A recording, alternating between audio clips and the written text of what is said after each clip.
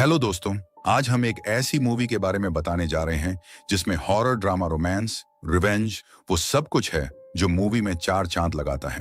और ये मूवी रसिया और यूक्रेन के युद्ध के टाइम रशियन सोल्जर द्वारा यूक्रेनी महिलाओं के साथ किए गए दुर्व्यवहार को दर्शाती है। कहानी की शुरुआत होती है एक अंधेरी खौफनाक रात से, जहां एक घने जंगल में एक लेडी किसी से अपनी जान बचाकर इधर उधर भाग रही थी और ये काफी जख्मी भी थी। भागते भागते ये एक घर के पास आती है जहां लाल रंग की रोशनी दिखाई दे रही थी। इससे पहले कि ये कुछ समझ पाती, यहाँ एक काली परछाई आकर इस लेडी पर अटैक कर देती है और इसे गार्डन से पकड़कर ऊपर उठा लेती है। ये एंटिटी इस लेडी के सामने एंड्रे नाम लेती है और ये नाम सुन ये लेडी नींद से घबराई हुई जाग जाती है।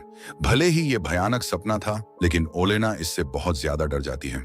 ओलेना को समझ नहीं आ रहा था कि आखिर सपने में वो एंटिटी था कौन और उसने एंड्राय नाम क्यों लिया। यही सब सोचकर ओलेना काफी डरने लगती है और फिर अपने फियांसे के पास जाती है जिसका नाम था एंड्री। ये दोनों एक साथ काफी खुश थे। एंड्री, ओलेना दोनों कुछ हसीन मोमेंट्स एंजॉय करते हैं और यहाँ हम देख पाते हैं कि दोनों एक दूसरे से बेहद प्यार करते हैं और जल्दी शादी के बंधन में भी बंधने वाले हैं और दोनों फिलहाल यूक्रेन में एक साथ रहते हैं।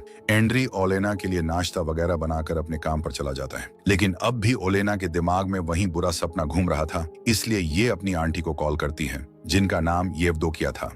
ओलेना अपने नाइटमेयर के बारे में येवदोकिया को बताती है कि सपने में डेथ एंड्री को लेने आई थी। ये सुन येवदोकिया काफी परेशान होती है और कहती हैं, अब वक्त आ गया है कि तुम एंड्री को कहीं दूर भेज दो और उसे कहां और कैसे भेजना है ये तुम अच्छे से जानती हो। इसके बाद हम ओलेना और एंड्री को एक साथ देखते हैं, जो दोनों बहुत खुश थे क्योंकि आज इनकी एनिवर्सरी थी। ये दोनों इस सेलिब्रेशन के लिए एक छोटी सी पार्टी रखते हैं और एक दूसरे के साथ अपनी फीलिंग्स शेयर करते हैं और फिर इंटीमेट होते हैं। लेकिन इनकी ये खुशी जल्द ही दुहक में तब्दील हो जाती है क्योंकि ये साल था 2022 का, जब रूस यूक्रेन पर हमला कर देता है और रूसी सैनिक यूक्रेन में घुस आते हैं। ये एक्टिविटीज और अथॉरिटीज को किडनैप कर लेते हैं। रूसी सैनिकों की वजह से यूक्रेन के आम लोग भी काफी डरे हुए थे, इसलिए ये अपने अपने घरों में छुप कर रहते हैं। इधर एंड्री और ओलेना भी अपनी जान बचाने के लिए यहाँ से भागने का फैसला करते हैं, लेकिन इस वक्त यूक्रेन की हर जगह रूसी सैनिकों के अंडर में थी, इसलिए ओलेना एंड्री से कहती हैं कि हमें आंटी येवदोकिया के पास चले जाना चाहिए क्योंकि आंटी येवदोकिया का घर शहरी इलाके से दूर जंगल के बीचों बीच सुनसान जगह में बना हुआ था। ये घर वर्ल्ड वॉर के टाइम पर भी था जहां कोई भी सैनिक नहीं पहुंच पाया था, इसीलिए ओलेना एंड्री से वहीं चलने की जिद करती है और एंड्री भी मान जाता है और दोनों गाड़ी में बैठकर जा ही रहे होते हैं कि रास्ते में कुछ रूसी सैनिक इनकी गाड़ी रोक लेते हैं और इनसे पूछताछ करने लगते हैं और इनकी तलाशी भी लेते हैं। एंड्री इनसे बचने के लिए काफी अच्छे से बात करता है, पर ये रूसी सैनिक ओलेना के साथ मिसबिहेव करना शुरू कर देते हैं। पर एंड्री किसी तरह बस यहाँ से निकलना चाहता था, इसलिए ये इनसे कुछ नहीं कहता और गुस्सा शांत करके बैठा रहता है। सभी पूछताछ करने के बाद भी ये लोग इन्हें नहीं जाने देते, बल्कि ये सैनिक अपने चीफ से ओलेना की डिमांड करते हैं ताकि ओलेना के साथ इंटीमेट हो सके और चीफ भी इसके लिए राजी हो जाता है। परमिशन मिलते ही ये सैनिक ओलेना के पास पहुंच जाते हैं और उसे टच करने की कोशिश करते हैं, लेकिन ये सब देख एंड्रे का खून खोल जाता है और ये इन सैनिकों पर गोलियां चलाना शुरू कर देता है। इस अटैक में एक सोल्जर मारा जाता है, जबकि दूसरे सोल्जर का पैर काफी ज्यादा जख्मी हो जाता है। जैसे तैसे ये दोनों बचते बचाते अपनी आंटी येवदोकिया के घर आ जाते हैं। घर पहुंचने के बाद ओलेना अपने डॉग को जल्दी से गाड़ी से बाहर निकालती है क्योंकि गोलियां चलने के दौरान ये भी काफी जख्मी हो गया था, इसलिए ये डॉग के ट्रीटमेंट के लिए डॉग को आंटी को सौंप देती है। लेकिन तभी ओलेना अपने हाथों पर लगा खून नोटिस करती है और जब ये एंड्री के पास जाकर देखती है तो वो घायल होता है और इसे भी गोली लग चुकी थी। एंड्री की हालत बहुत ज्यादा खराब थी। ओलेना इसे संभालने की कोशिश करती है पर कोई फायदा नहीं होता। एंड्री का जख्म इतना गहरा था कि वो इसकी जान ले लेता है और ओलेना अपने ही हाथों में अपने प्यार को मरता हुआ देख बहुत रोने लगती है। ओलेना एंड्री को ठीक करने की बहुत कोशिश करती है, लेकिन अब एंड्री के जाने का वक्त आ चुका था। डेथ एंड्री को लेकर अपने साथ चली जाती है और यही साइन ओलेना को बार बार अपने सपनों में भी मिल रहा था, जो कि अब सच हो चुका था। इधर हम उन्हीं सैनिकों को देखते हैं जो अब ऐसे साथ बिहेव कर रहे थे जैसे कुछ हुआ ही ना हो। ये बिना किसी दुख के अपने सैनिक साथियों का जरूरी सामान निकाल लेते हैं और जो जख्मी होते हैं उन्हें ट्रीटमेंट देकर बेफिक्र होकर बैठ जाते हैं। ओलेना के लिए एंड्री की मौत को एक्सेप्ट करना बहुत मुश्किल था। ये एंड्री की डेड बॉडी को देखकर फूट फूट कर रोने लगती है। ओलेना को इतना परेशान और बदहवास देख आंटी येवदोकिया इसके पास आती हैं और इसे समझाते हुए कहती हैं सब ठीक हो जाएगा। इस पर ओलेना कहती है कि मुझे कुछ ठीक नहीं करना, बस मुझे एंड्री चाहिए। ओलेना आगे कहती हैं कि मैं कई लाइफ जी चुकी हूँ, हजारों युद्ध मैंने देखे हैं, कई लोगों को खोया है, लेकिन एंड्री को खोने का दुख सबसे बड़ा है।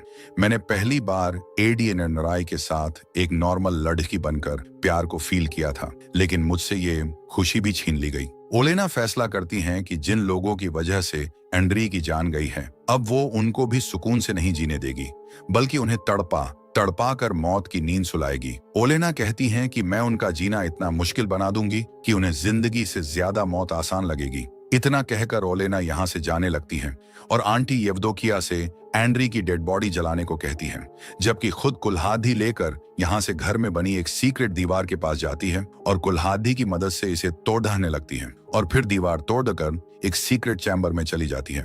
इसमें ब्लैक मैजिक और सुपरनैचुरल चीजें मौजूद थीं, जो कि काफी खतरनाक थीं। ओलेना एक मैजिकल मिरर के सामने जाकर खड़ी हो जाती हैं और एक एक कर अपने सारे कपड़े उतार देती हैं और यहाँ हम देखते हैं कि ओलेना के दोनों हाथों की कलाई पर टैटूज बने हुए हैं, जबकि जादुई शीशे में देखने पर ये टैटूज बेड़ियां नजर आती हैं। ओलेना इन टैटूज, जो कि बेड़ियां थी, उन्हें कट लगाकर तोड़ देती हैं और जो सुपरनैचुरल पावर इसने एंड्री के लिए छोड़ दी थी, उन्हें फैला देती हैं।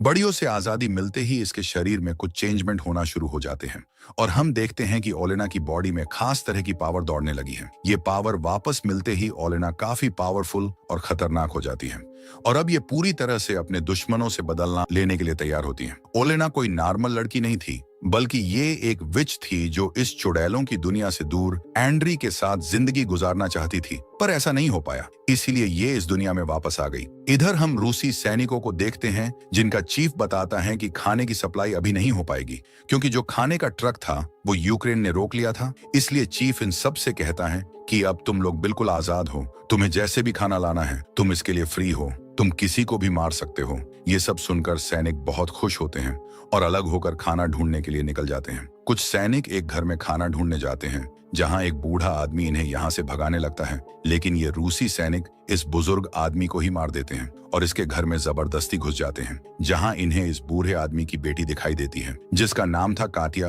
केटी को देखकर ये सैनिक इसे बंधी बनाने की कोशिश करते हैं, लेकिन काटिया किसी तरह इनसे बचकर यहाँ से भागने लगती है, पर कोई फायदा नहीं होता क्योंकि ये सैनिक जल्द ही इसे बेहोश कर देते हैं और एक सैनिक मौके का फायदा उठाकर कैटिया के साथ गलत काम करने लगता है। जब कैटिया को फील होता है तो ये होश में आ जाती है और जोर से चीखने चिल्लाने लगती है, लेकिन ये सैनिक इस पर बिल्कुल रहम नहीं करता। वहीं दूसरी तरफ कुछ सैनिक मौज मस्ती के लिए एक घर पर शूट करने लगते हैं। जब एक लेडी ये सब देखती हैं तो इन सैनिकों को समझाते हुए कहती हैं कि तुम लोग इंसान हो, इंसान ही बनकर रहो, जानवरों जैसे बर्ताव मत करो। लेडी की ये बात सुन सैनिकों को काफी गुस्सा आता है और ये इसे शूट कर मौत की नींद सुला देते हैं। इसके बाद ये लोग एक कैंप के पास पहुंचते हैं। यहीं काटिया को भी लाया जाता है ताकि सभी सोल्जर्स का मनोरंजन हो सके, लेकिन तभी हम ओलेना को देखते हैं जो कि खून से एक रिचुअल परफॉर्म करती हैं। ये उस सैनिक पर किया गया था जिसको अंद्रिया ने गोली मारकर एक पैर जख्मी कर दिया था। ओलेना के इस रिचुअल से इस सैनिक का खज्मी पैर और ज्यादा घायल हो जाता है। इसमें बहुत ज्यादा दर्द होता है जिसे बर्दाश्त कर पाना बहुत मुश्किल था। और फिर इस सैनिक के मुंह से बालों का गुच्छा और एक पेपर का टुकड़ा बाहर निकलता है जिस पर लिखा था कि ये जंगल तुम सब की कब्र बन जाएगा। ये सब पढ़ने और देखने के बाद ये सोल्जर बहुत ज्यादा डर जाता है और इसकी हालत इतनी खराब हो जाती है कि ये यहीं मर जाता है। इधर चीफ को भी सपने में ओलेना खून से सनी हुई दिखाई देती है जो इन सब को मारने की बात कहती है। ये देख चीफ काफी घबरा जाता है और सोल्जर्स से काटिया को यहाँ से दूर ले जाने के लिए कहता है। चीफ की बात मानकर सोल्जर्स काटिया को एक सुनसान जगह पर फेंक देते हैं और यहीं ओलेना भी आ जाती है जो काटिया से पूछती हैं कि क्या तुम्हें बदला चाहिए। काटिया कोई जवाब नहीं देती, लेकिन उसकी आंखों में छुपा दर्द बदला लेने की मांग करता है और ओलेना भी समझ जाती है। इधर जब एक सोल्जर यूरिन करने जाता है तो यूरिन की जगह खून निकलने लगता है। ये देख सोल्जर काफी ज्यादा परेशान हो जाता है। इसके बाद हमें दो सैनिक दिखाए जाते हैं जिनमें से एक को ओलेना अपने काबू में करने की कोशिश करती है और जब इसे मारने के लिए आती है, लेकिन इसकी फैमिली फोटो देख इसे नहीं मारती, बल्कि अब ये दूसरे सैनिक को पैसों का लालच देती है। जमीन पर इतने सारे पैसों को देखकर ये सोल्जर लालच में उसके पास जाने लगता है। अगली सुबह जब सब सोल्जर्स अपने फोन देखते हैं तो सबको एक ही मैसेज मिलता है जिसमें लिखा था कि तुम सबकी कब्र इसी जंगल में बनेगी। ये पढ़ने के बाद सभी सोल्जर्स काफी घबरा जाते हैं, लेकिन चीफ इस पर ज्यादा ध्यान नहीं देता क्योंकि ये भूत प्रेत और काली शक्ति पर बिल्कुल भी यकीन नहीं करता था, बल्कि चीफ इसे दुश्मनों की एक चाल बताता है और सभी सोल्जर्स को अलर्ट रहने के लिए कहता है। लेकिन तभी एक सैनिक सभी लोगों को जंगल की एक ऐसी जगह ले जाता है जहां बहुत सारी वुडू डॉल्स लटकी हुई थी। इसके बाद ये लोग अपने एक सैनिक साथी को देखते हैं जो पेड़ से बंधा हुआ था। इसके बाल उखाड़ दिए गए थे, होंठ सिल दिए गए थे और पेट भी फटा हुआ था। इतनी बुरी कंडीशन देख सभी शॉक्ड रह जाते हैं और एक सोल्जर अपने साथी को बचाने के लिए जैसे ही अपना कदम आगे बढ़ाता है, वैसे ही ये पैडेज से बंधा सोल्जर ब्लास्ट होकर मारा जाता है क्योंकि ओलेना ने इसके आगे ही बम ट्रैप बिछाया हुआ था। ये देख सभी सोल्जर उस सोल्जर पर गुस्सा करते हैं और कहते हैं कि तुम्हें ऐसा आगे नहीं बढ़ना चाहिए था। इधर हम ओलेना को देखते हैं जो काफी पावरफुल रिचुअल परफॉर्म कर रही थी। इसके अंदर ये एक डीमन को समन करती हैं और फिर इस डीमन को अपने अंदर समा लेती हैं ताकि उसकी शक्तियां इसे मिल सके। जब येवदोकिया अपने घर के बाहर निकलकर देखती हैं तो वहां बहुत सारी डेड बर्ड्स की बारिश होती है। ये देख येवदोकिया डर कर जल्दी से ओलेना के पास आ जाती हैं और जब ओलेना को देखती हैं तो समझ जाती हैं ओलेना अपने बदले को लेने के लिए काफी आगे बढ़ चुकी हैं। ये सब ओलेना के लिए भी काफी डेंजर था, इसलिए येवदोकिया ओलेना को समझाने की कोशिश करती हैं कि तुमने अगर ये सब अभी नहीं रोका तो इसका खामियाजा तुम्हें भी भुगतना होगा। लेकिन ओलेना इसकी एक नहीं सुनती और कहती है कि मुझे अपने अंजाम की परवाह नहीं है, मैं बस अपने बदले के लिए किसी भी हद तक जा सकती हूँ। मैं मर भी गई तो मुझे कोई गम नहीं। ये सुन येवदोकिया कहती है कि मैंने ही तुम्हें विच बनाकर एक नई जिंदगी दी थी और अब तुम मुझे ही अकेला छोड़कर जाना चाहती हो। ओलेना येवदोकिया की कोई भी बात नहीं सुनती। इधर हम एक सैनिक को देखते हैं जिसे अपनी फैन मिली फोटो मिली थी। इस फोटो में उसकी वाइफ और उसका बेटा खून से सना हुआ था क्योंकि ओलेना ने इन दोनों को मार दिया था और इसी फोटो की मदद से इन्हें मारने के लिए रिचुअल भी परफॉर्म किया था। ये देख सोल्जर बहुत डर जाता है और अपनी फैन मिली को देखने के लिए घर जाने की जिद करने लगता है, लेकिन चीफ शहर जाने की इजाजत नहीं देता, इसलिए ये खुद ही टैंक लेकर निकल पड़ता है। पर रास्ते में ओलेना इसके साथ माइंड गेम खेलती है और अपने दिमाग की इसी उलझन में फंसकर ये अपने ही दो साथियों को टैंक से कुचलकर मार देता है। ये देख बाकी सोल्जर्स इसे खूब मारते हैं। हालांकि ये इन्हें सब समझाने की कोशिश करता है, पर ये लोग इसकी कोई बात नहीं मानते। वहीं दूसरी तरफ कैंप पर बॉम्ब अटैक हो जाता है जिससे बचकर सब लोग इधर उधर बिखर जाते हैं और एक सोल्जर जंगल में आ जाता है। इसी ने उस मासूम लेडी को मारा था, इसलिए यहाँ इसे लेडी की साइकिल दिखाई देने लगती है और फिर लेडी का भूत भी इसे डराने लगता है। ये सोल्जर अपनी जान बचाने के लिए भागता है और तभी इसके सामने चीफ आ जाता है जो इसके माथे पर एक सिंबल बनाते हुए कहता है कि तुम्हारा मरने का टाइम आ चुका है। यानी ये चीफ नहीं बल्कि ओलेना ही थी जो इसे मार देती है। ओलेना इसे मारने के बाद बड़ी बेरहमी से इसका दिल निकाल लेती है और अपने घर चली जाती है। जब बाकी सोल्जर्स इसके पास आकर इसकी डेड बॉडी देखते हैं तो हैरान रह जाते हैं क्योंकि इन्हें यकीन नहीं होता कि दुश्मन इस हद तक जा सकते हैं। यही एक सोल्जर सुपरनैचुरल पावर की बात कहता है, पर चीफ इन सब में बिलीव न करने की वजह से उसे डांट कर चुप करा देता है। इधर जब आंटी येवदोकिया ओलेना को सोल्जर का दिल खाते हुए देखती है तो काफी डर जाती है और ओलेना को समझाने की फिर से कोशिश करती है, पर ओलेना इसे हर्ट करते हुए कहती है कि मुझे और पावर चाहिए। थोड़ी देर बाद जब ओलेना अपने होश में आती है तो ये येवदोकिया से अपनी गलती की माफी मांगती है और फिर यहाँ से चली जाती है। येवदोकिया भी अब ओलेना को देखकर उससे डरने लगती है क्योंकि बदले की आग में वो न सिर्फ अपनी असली पहचान खो रही थी बल्कि एक बुरी विच में भी बदलती जा रही थी। रात को ओलेना सैनिकों के कैंप में जाती है और वहां सबके लिए वार्निंग छोड़ जाती है। अगली सुबह जब सोल्जर्स मरे हुए सैनिकों की बॉडी जगह पर नहीं देखते हैं तो काफी घबरा जाते हैं और जल्दी डेड बॉडीज को ढूंढने निकल पड़ते हैं और आगे बढ़ने पर इन्हें वो डेड बॉडीज पेड़ पर लटकी हुई दिखाई देती हैं। ये सब देख एक सोल्जर इतना ज्यादा डर जाता है कि ये खुद को ही मार लेता है क्योंकि ये ओलेना के हाथों नहीं मरना चाहता था, इसलिए ये ओलेना का सामना करने से अच्छा खुद को ही खत्म कर लेता है। इसके बाद उस सोल्जर को दिखाया जाता है जिसने कटिया के साथ गलत काम किया था। इसके प्राइवेट पार्ट से कीड़े मकोड़े निकलने लगते हैं और ये दर्द से बुरी तरह तड़पने लगता है और खुद को बचाने के लिए ये कटिया के घर ही पहुंच जाता है, जहां कटिया अपना बदला लेने के लिए इसे मारने ही वाली होती है कि ये सोल्जर इसके सामने गिड्ड गिद्धाने लगता है और कटिया इसे नहीं मारती। लेकिन तभी ये सोल्जर अपनी गन उठाकर कटिया को मारने ही वाला होता है कि कटिया इसे मार देती है। वहीं दूसरी तरफ ओलेना सभी सोल्जर्स को दिखाई देती है जिसे पकड़ने के लिए सब इसका पीछा करते हैं और दो सैनिक तो आपस में ही भिड़ जाते हैं और एक दूसरे को मार देते हैं, जबकि चीफ और बाकी सैनिक ओलेना को शूट करने लगते हैं, जिससे ओलेना काफी जख्मी हो जाती है और ये जान बचाने के लिए तुरंत घर आ जाती है। येवदोकिया ओलेना के शरीर से बुलेट्स निकालती हैं और कहती हैं कि हर एक मौत का बदला तुम्हें खुद चुकाना होगा और आखिरी चीफ को मारने के साथ तुम भी खत्म हो जाओगी, क्योंकि यही डील ओलेना ने कर रखी थी। येवदोकिया अब भी इस खेल को यहीं रोकने के लिए कहती हैं, पर ओलेना नहीं मानती। एक एक कर ओलेना सभी सोल्जर्स को मार देती है, पर चीफ इसके काबू में नहीं आता, बल्कि ओलेना को पकड़कर उसके साथ गलत काम करने लगता है।